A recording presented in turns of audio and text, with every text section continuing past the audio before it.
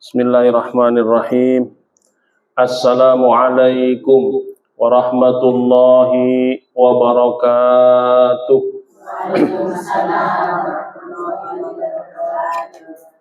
Alhamdulillah, salatan wa salaman ala Rasulillah wa ala alihi wa ashabihi wa man tabi'ahu wa wala. La haula wa la quwwata illa billah. Summa amma ba'd. Pertama, mari kita panjatkan puja dan puji syukur kita kehadirat Allah Subhanahu wa taala dengan sama-sama mengucapkan alhamdulillahirabbil alamin. Kedua, kita berselawat kepada baginda Rasul dengan mengucapkan Allahumma sholli ala sayyidina Muhammad wa ala ali sayyidina Muhammad. Iringan selawat kepada keluarganya, para sahabatnya, dan mudah-mudahan kita semua berada dalam syariat yang dibawa oleh beliau sampai akhir perjalanan kehidupan kita di alam dunia ini. Yang sama-sama kita muliakan guru kita bersama Bapak Kiai Haji Surono, semoga senantiasa diberi kesehatan, panjang umur, keberkahan, apa yang menjadi hajat, harapan, dambaan dan beliau dikabulkan Allah Subhanahu wa taala. Yang kami hormati ibu-ibu Majelis Ta'lim Nur Aini Nurani Hasanuddin Ngawi, yang tak mampu kami sebutkan namanya satu persatu. Semoga semuanya berada dalam rahmat dari Allah Subhanahu wa taala. Yang kami hormati Ketua Majelis Pemulia Jenazah Indonesia Buya Yasril, tim Majelis Pemulia Jenazah Jakarta yang hadir pada kesempatan sore hari ini. Semoga silaturahim ini membawa keberkahan dari Allah Subhanahu wa taala. Amin ya rabbal alamin. Ibu, apa kabarnya Bu? Sehat? Wah, senang dengar suara sehatnya itu. Badannya sehat Bu? Alhamdulillah. Kantongnya sehat Bu? Alhamdulillah. Karena badan sehat, kalau kantong tidak sehat, rasanya agak kurang sehat. Semoga kantongnya juga sehat. Suami semua sehat, anak-anak di rumah sehat, cucu cicit sehat, berada dalam keberkahan dari Allah Subhanahu wa taala. Ini udah Bu. Iya. Coba jalan. Oh gitu. Di sini enggak kelihatan. Sore hari ini kebahagiaan bagi kami tim Majelis Pemulia Jenazah Indonesia. Namanya MPJI. Materinya agak sedikit serem karena yang kita bicarakan jenazah. Ada yang udah siap jadi jenazah, Bu? Siapa yang udah siap? Udah ada yang siap? Harus siap, enggak siap. Seandainya nih sore hari ini kita berkumpul, tiba-tiba datang malaikat. Siapa malaikat pencabut nyawa? Siapa namanya Bu? Israil. Sudah kenal sama Israil? Belum?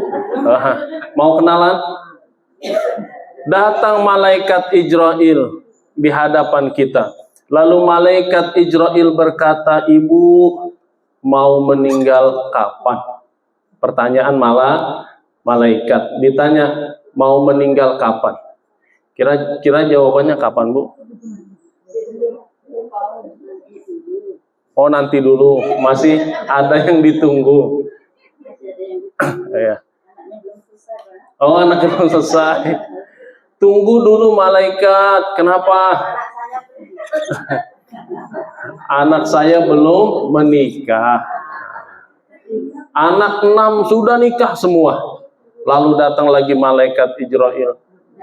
Sekarang sudah punya anak 6. Sudah siap Ibu? tunggu dulu malaikat. Kenapa? Belum punya cucu. Dari 6 anak dikaruniai 12 cucu.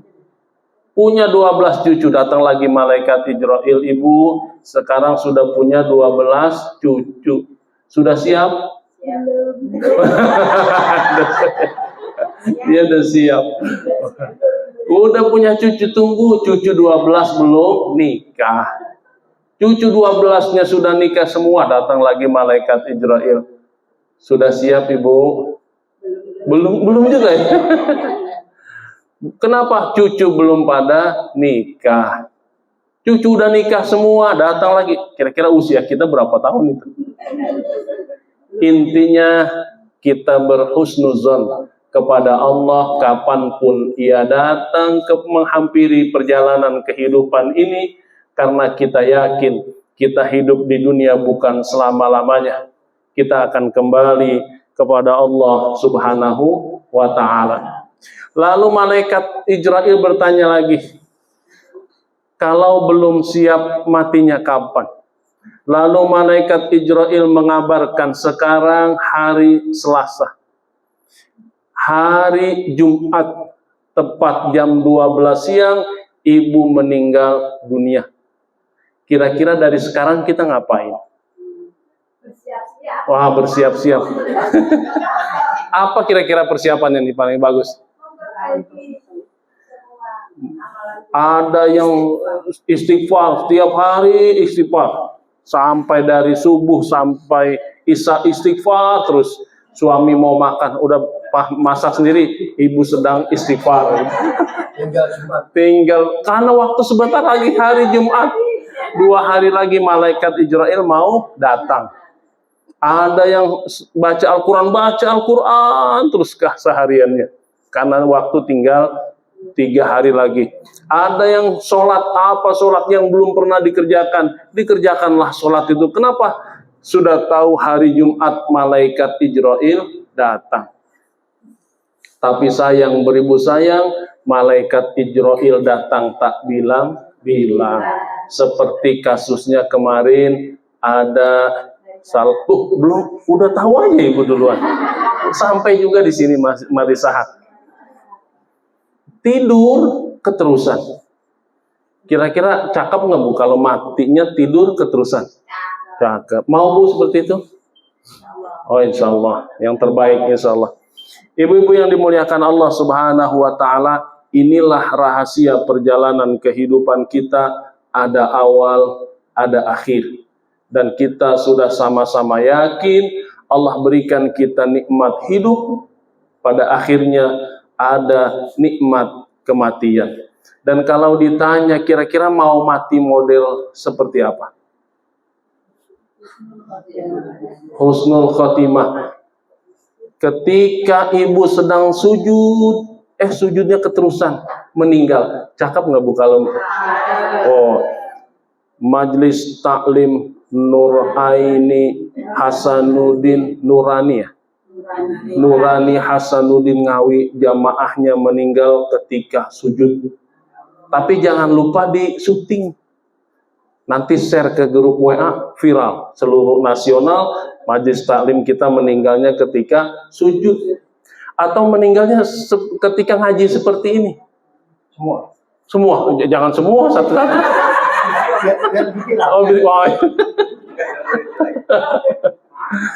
Habis muridnya habis meninggal semua. Oh kita mati bareng-bareng. Oh, bareng-barengnya mandi. Ada satu yang nggak meninggal, aman.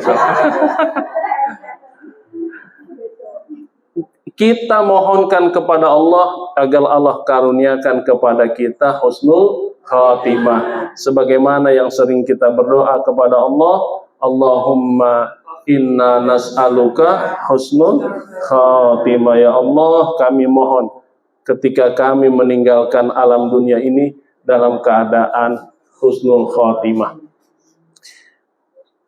Maka ada doa yang selalu kita baca, Allahumma inna nas'aluka salamatan fid din wa afiyatan fil jasadi wa ziyadatan fil ilmi wa barakatan fil rizki wa taubatan qabla maut. Ya Allah, izinkan saya taubat sebelum mati. Wa rahmatan indal maut. Ya Allah, rahmatmu, kasih sayangmu ketika mati.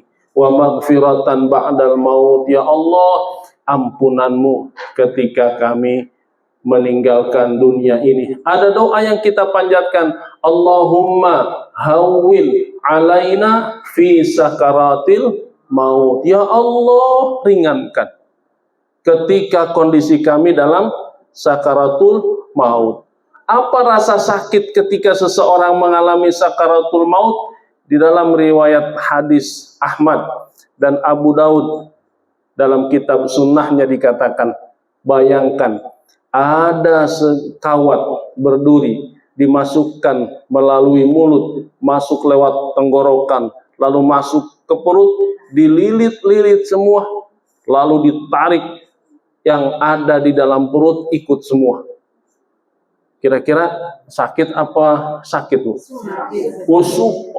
Sakit sekali, luar biasa.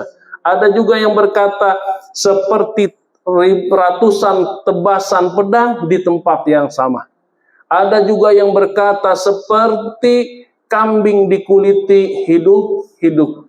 Rasanya sakaratul maut. Ketika malaikat Ijrail mencabut nyawa baginda Rasul, apa yang baginda Rasul ucapkan? Innal mauta lasakarat. Dalam peristiwa kematian ada sakarat.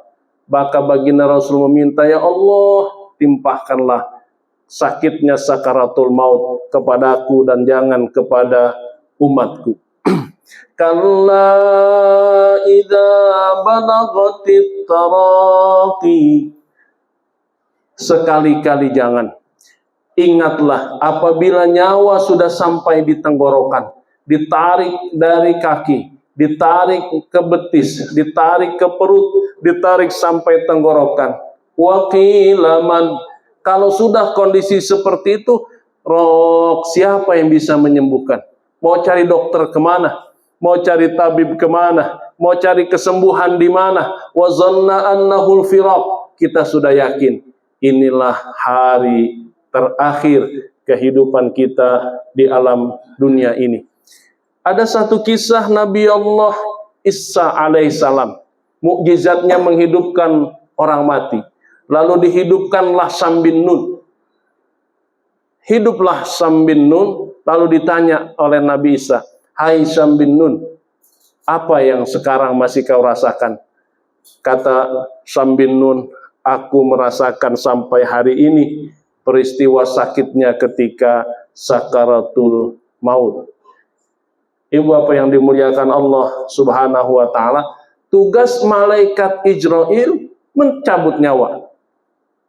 Lalu tugas berikutnya, tugas ibu. Kalau malaikat Ijrail sudah mencabut nyawa, urusan selesai. Jasad ditinggalkan. Siapa yang memandikan? Siapa yang mengafankan? Malaikat Ijrail sudah tidak ikut campur. Maka kaum muslimin, muslimat yang mampu memandikan jenazah, mengkafankan jenazah, terutama anak bisa memandikan jenazah orang tuanya, istri bisa memandikan jenazah suaminya, suami bisa memandikan jenazah istrinya, bukan orang lain, masih lingkup keluarga sendiri. Itu yang akan kita coba edukasikan.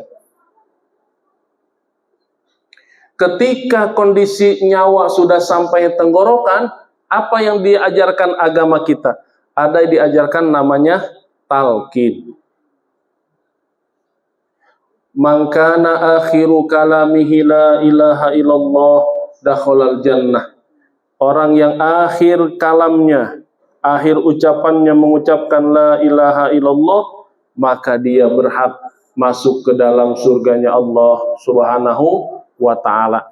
Contoh, seandainya suami ibu berada di atas tempat tidur dalam kondisi sakit, lalu tibalah detik-detik sakaratul maut. Dari mana tahu tandanya?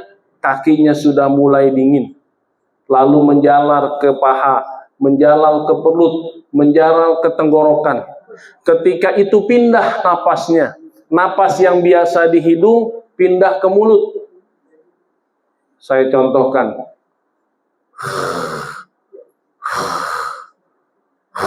Kalau sudah napasnya pindah ke mulut, itu tanda-tanda sakaratul maut.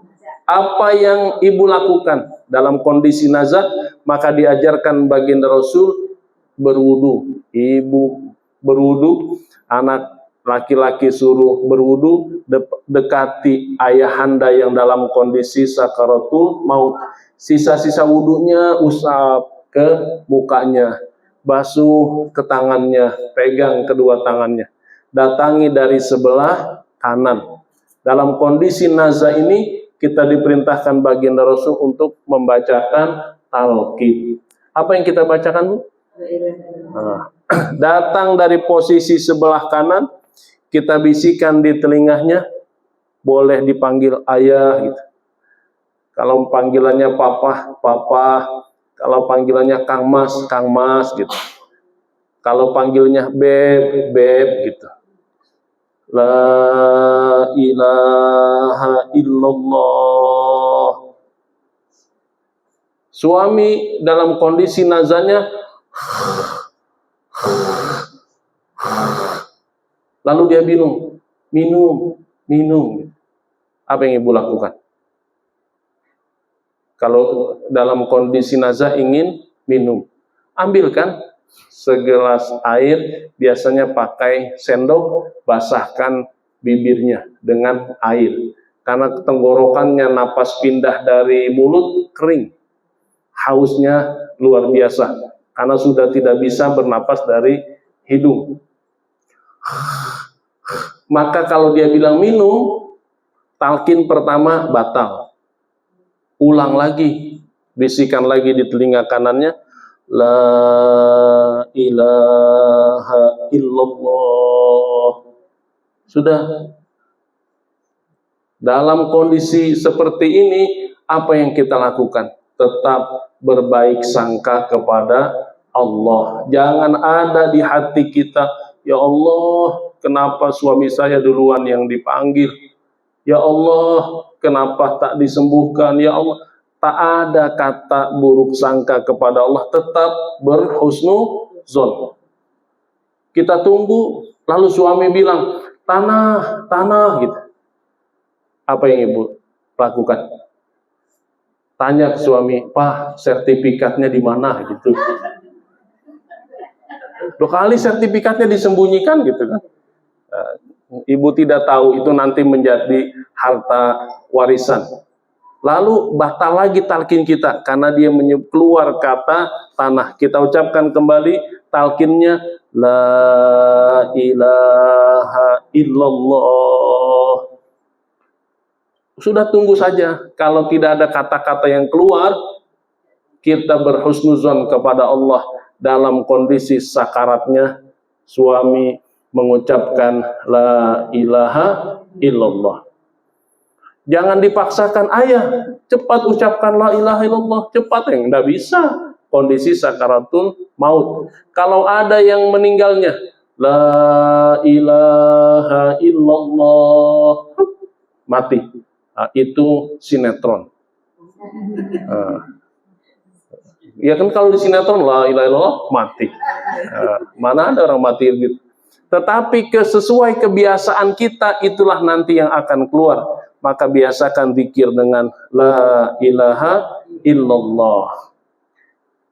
Kita tunggu, terhentilah napas dari mulutnya, mulai dingin badannya, kita cek denyut nadi pergelangan tangannya, kita cek nadi di lehernya, kita cek detak jantungnya, kita cek pernapasan hidungnya, matanya, pupil, cek kondisi. Kalau masih belum yakin, hubungi dokter. Apakah sudah dinyatakan meninggal atau belum? Kalau kata ibu dokter, innalillahi wa inna ilaihi raji'un, berarti telah meninggal dunia. Apa yang harus kita lakukan? Nangis? Iya, pasti. Mana ada seorang istri ketika suaminya meninggal tidak menangis? Pasti ibu menangis. Ayah, bukankah kita sudah berjanji sehidup semati di bawah pohon toge? Kok ayah meninggal duluan? Mamah mau ikut ayah, kira-kira bisa ikut apa enggak?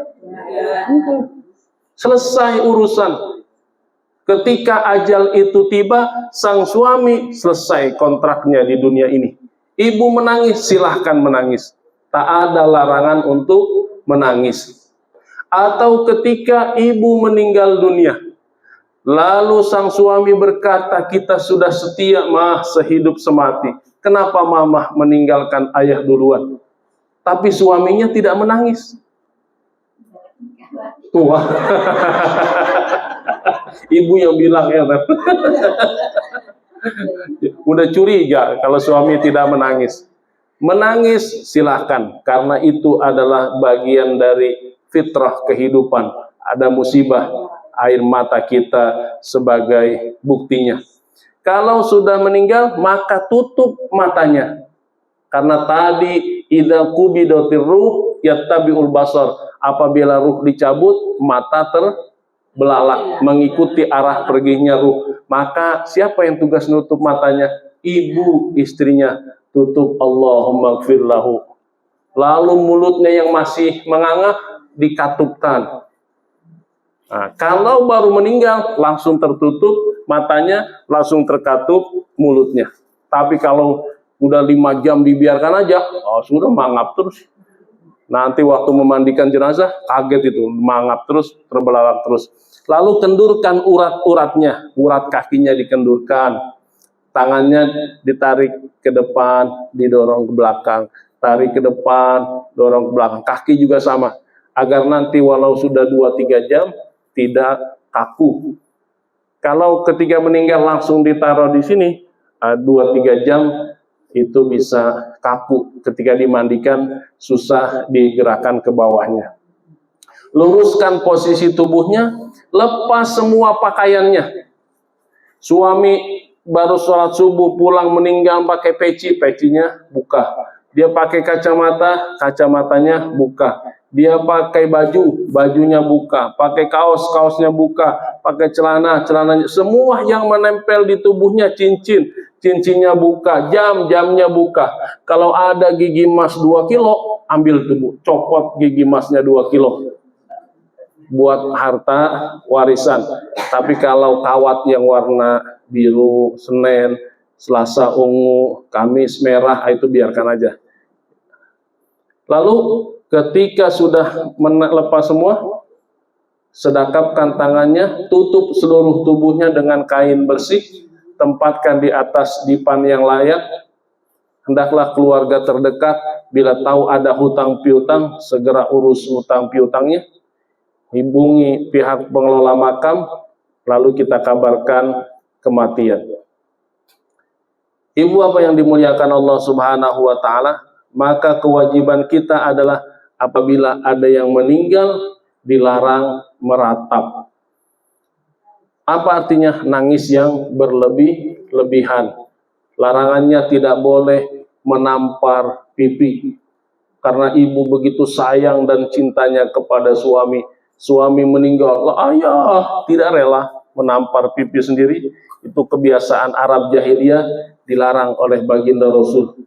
Wasaqqal juyub, atau ketika suami meninggal, ibu saking tidak ikhlasnya merobek-robek bajunya. Itu dilarang. Kalau ada Pak Modin datang yang niatnya mau memandikan suami, nggak jadi. Ibu robek-robek bajunya, jadi mandiin ibu urusannya repot. Wa biduada abida'watil jahiliyah, atau teriak-teriak ala orang jahiliyah, itu yang dilarang. Lalu bagaimana kalau menangis Ustadz, lalu air matanya nanti tumpah membasahi jenazah? Boleh, tidak ada larangannya. Biasanya di kalangan umum berkata, jangan nangis, nanti air mata menetes ke jenazah, jenazah disiksa. Hoak. Ya, itu adalah hoak. Karena orang yang meninggal dunia, keluarganya pasti menangis. Jadi jangan dilarang orang untuk menangis. Dari mana dalilnya? Ketika putra Nabi Allah Muhammad SAW bernama Ibrahim meninggal dunia, lalu baginda Rasul nangis sejadi-jadinya sampai di lihyahnya itu, di jenggotnya penuh air mata. Lalu sahabat bertanya, ya Rasulullah, dimana tabki? Ya Rasul, kenapa nangis? Hadza bani, ini anak saya, darah daging saya. Sampai air matanya membasahi jasadnya Ibrahim. Tanda silahkan menangis, tapi tidak boleh berlebih-lebihan. Di sini ada yang pernah melihat jenazah? Pernah? Ya. Ada yang pernah megang jenazah? Ya. Ada yang pernah jadi jenazah? Belum. Oh belum, ahli udah juga. Kira-kira kalau kita lihat jenazah, berani nggak Bu? Berani. Oh, alhamdulillah. Ada yang melihat jenazah takut. Ada nggak kira-kira yang takut? Oh, ada, nggak apa-apa takut juga Bu. Takut. Ada yang bilang, cuek aja, bukan jenazah keluarga saya, jenazah orang lain. Ada juga yang bilang serem. Ada yang bilang jijik. Saya pernah dipanggil, ditelepon, Pak Ustadz, tolong suami saya meninggal. Datanglah saya ke perumahan. Sampai di sana, mana istrinya, mana anaknya yang laki-laki, anak pertama, anak kedua, ketiga laki-laki. Mari sama-sama kita memandikan jenazah ayah. Lalu anaknya nomor 2 bilang, jijik Ustadz.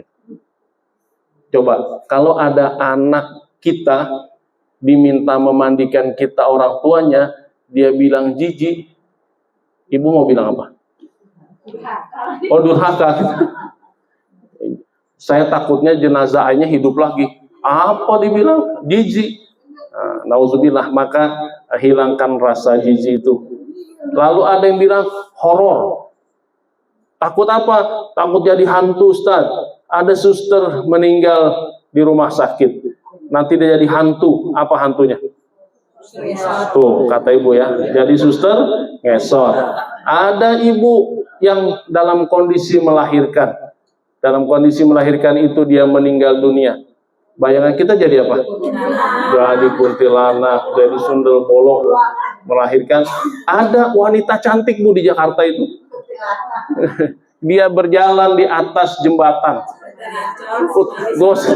Belum selesai itu udah hafal aja Bu. Si manis jembatan Ancol. Di sini ada Bu si manis.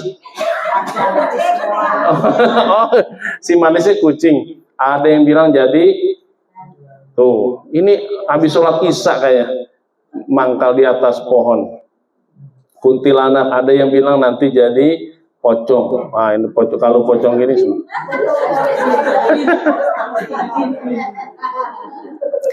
Ini semua hoak. Dari mana kita tahu? Contoh, saya ditelepon oleh ibu, Ustaz, mandikan jenazah suami saya. Lalu saya bilang, enggak Bu, saya takut nanti suami ibu menjadi kolor hijau gitu. Kira-kira apa sikap ibu kepada saya? Ya marah. Kalau suaminya nanti jadi hantu, dibilang gitu. Maka hilangkan rasa itu, hilangkan bayangan itu. Ini adalah korban sinetron. Semua yang terjadi adalah hantu. Sekarang aja judul-judul film semuanya temanya berkaitan dengan hantu. Ada di Mesir itu hantunya mumi. Ada di Amerika Dracula. Nah, ini ganteng kalau dia mau pakai jas. Ada kalau di Cina vampir. Ini masih saudara dengan pocong karena jalannya cuma bisa lompat-lompat aja gitu. Ada di Jepang Roku-Rokubi, ada juga di Korea Guminho, ada di Thailand nama hantunya Pret. Nah, hantu Pret gitu. Nah, inilah yang akan kita edukasi, jangan takut itu semua. Apa yang kita cari? Pertama adalah pahala memandikan. Kedua, pahala mengafankan. Ketiga, pahala mensolatkan.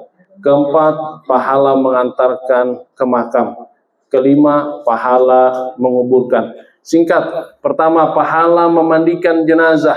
Man ghassala musliman fakatama alai falahu arba'ina marrah. Orang yang memandikan jenazah lalu dia diam, syaratnya diam. Tak boleh cerita apapun yang terjadi ketika memandikan jenazah.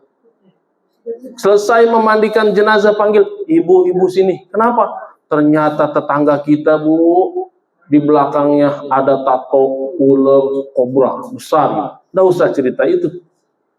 Oh, dulu saya lihat bukan ular kobra, apa? Ular kadut, masih kecil. Berarti sekarang sudah besar ularnya. Membesar. Ada yang bilang kepahalanya kedua arba'ina kabiroh, itu dari riwayat 140 mengurus jenazah. Ada yang kedua pahala mengkafani jenazah, mendapat sutra tipis dan sutra tebal. Ketika kita kumpul nanti di padang mahsyar, semua tak berbusana. Jadi yang berbusana adalah orang yang pernah mengkafani jenazah. Jadi yang belum pernah, dekat-dekatlah dengan ada Ustazah Sari, ada Ustazah Saras, dekat-dekat, nanti minta stok sutranya sudah banyak. Bagi-bagi. Pahala mensolatkan jenazah. Apakah ibu-ibu boleh mensolatkan jenazah? Boleh. Silahkan ambil porsi, ikut mensolatkan jenazah. Di beberapa tempat ketika kami berkunjung, ada yang melarang perempuan sholat jenazah. Pahalanya 1 kirot. 1 kirot itu sebesar gunung Uhud. Gunung Uhud itu tingginya 1000 meter. Panjangnya 7 kilometer. Itu pahala ukuran 1 kirot. Nah, kalau ibu pernah ke Madinah umroh, biasanya ada paket wisata ke Gunung Uhud. Pahala yang mengantar ke makam sama, mendapat lagi 1 kirot. Mengantarnya pakai apa, Ustadz? Apakah harus digotong? Ya tidak, sesuai kondisi. Kalau mengantarnya dari sini sampai ke Madiun, ya naik ambulan. Kalau makamnya ya di samping rumah, cukup digotong. Pahala menggali kubur. Apa pahala menggali kubur? Seperti orang membuat satu rumah, lalu rumahnya dia sodakohkan ke saudaranya. Itu pahala penggali kubur. Ibu mau jadi penggali kubur? Enggak kuat ya, berarti biarkan itu khusus pahala penggali kubur. Jangan hari ini sudah mengetahui pahala penggali kubur, sudah nanti khusus majelis taklim ini yang bagian penggali kubur. Nah, itu 2 hari 2 malam belum jadi lubangnya. Repot.